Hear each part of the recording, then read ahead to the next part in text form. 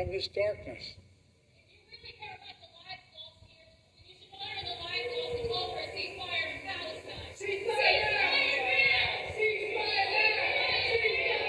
That's all right. That's all right. That's all right.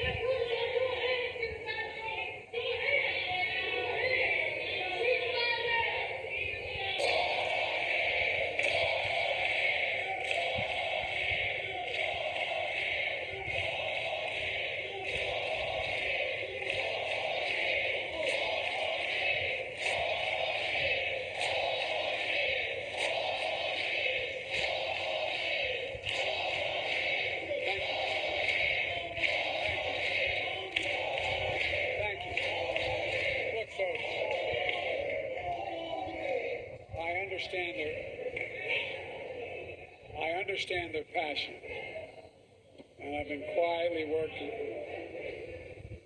with the Israeli government. We were murdered in the Holocaust. It's the second Holocaust. My family has been killed in Palestine. Free Palestine, he crossed from us. 75 years. 75 years. It's the second Holocaust.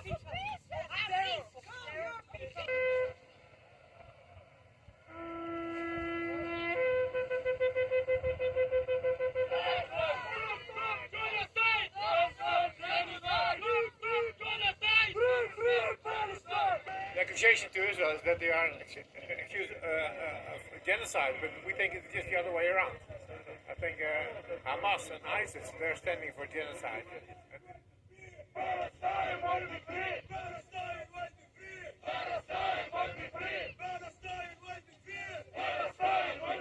Hi, we're here today to support South Africa in the lawsuit for genocide against Israel. Everyone deserves to live safely, including Palestinians.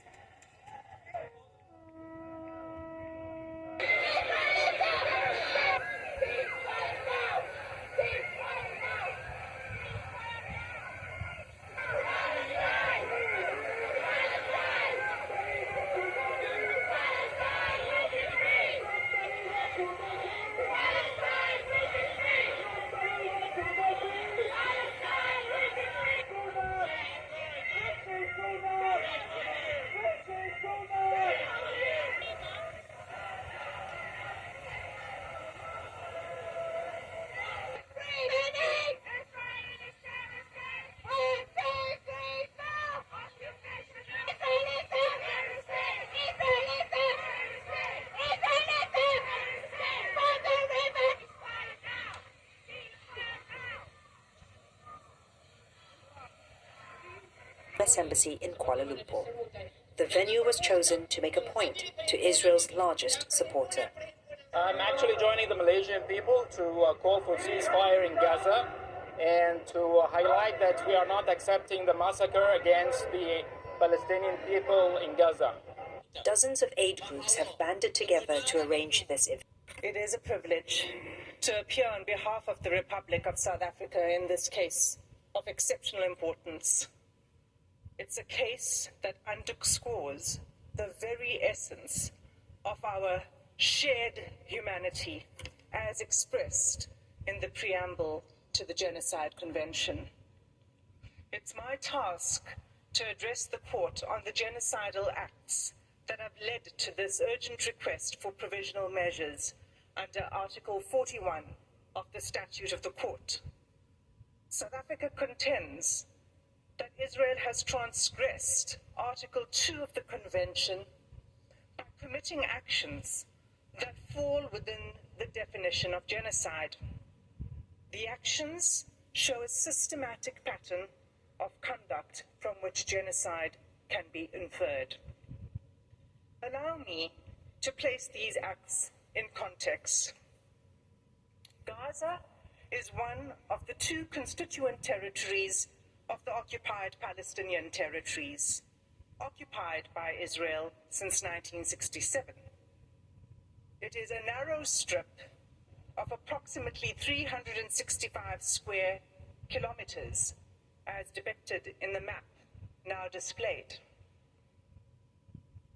Israel continues to exercise control over the space, territorial waters, land crossings, water, electricity, electromagnetic sphere, and civilian infrastructure in Gaza, as well as over key governmental functions.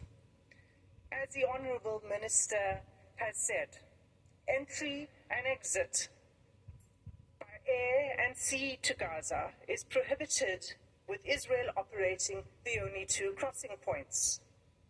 Gaza, which is one of the most densely populated places in the world, is home to approximately 2.3 million Palestinians, almost half of them children.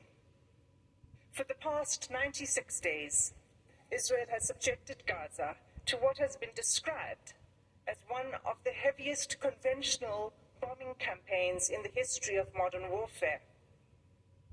Palestinians in Gaza are being killed by Israeli weaponry and bombs from air, land, and sea.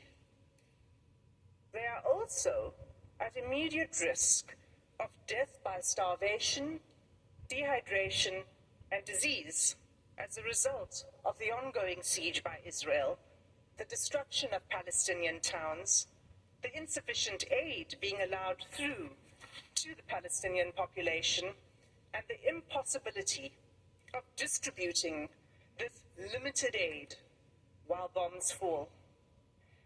This conduct renders essentials to life unobtainable. At this provisional measures stage, as this court has made clear in the Gambia-Myanmar case, it is not necessary for the court to come to a final view on the question of whether Israel's conduct constitutes genocide.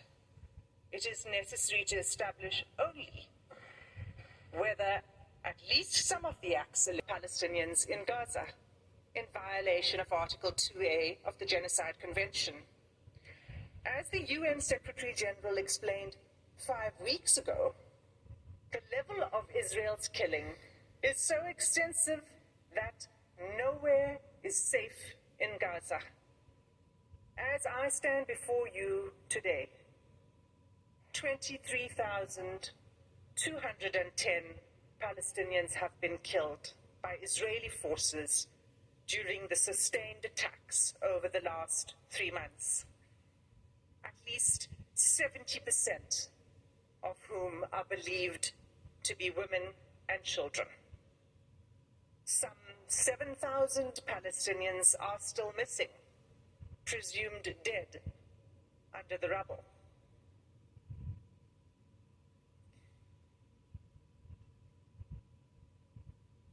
Palestinians in Gaza are subjected to relentless bombing wherever they go. They are killed in their homes, in places where they seek shelter, in hospitals, in schools, in mosques, in churches, and as they try to find food and water for their families. They have been killed if they failed to evacuate in the places to which they have fled, and even while they attempted to flee along Israeli-declared safe routes.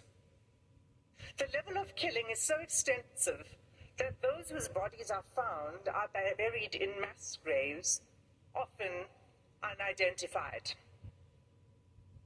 In the first 3 weeks alone, following 7 October, Israel deployed 6,000 bombs per week. How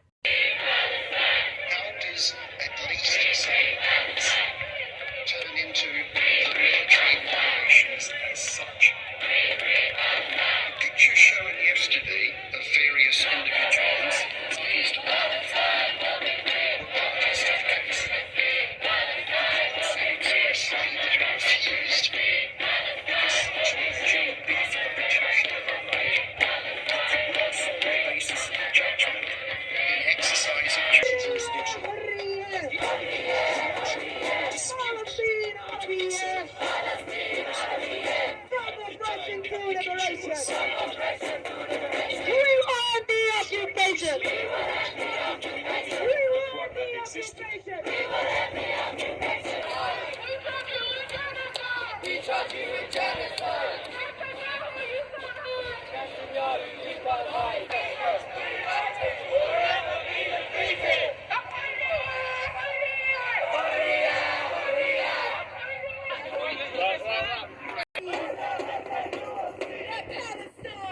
Bringing the fireworks still light up the Boston sky, but protesters say the mood is anything but celebratory. No celebration when genocide is going on.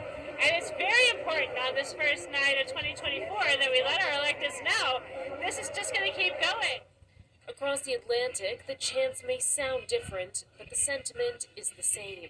Swedes carried with them small mock coffins, representing the disproportionate number of children killed in Israel's onslaught. Many here also calling for a ceasefire. In the Arab world, calls to hold Israel to account grew stronger. Jordanian protesters said it was impossible to feel festive whilst Gazans were being slaughtered only a few miles away.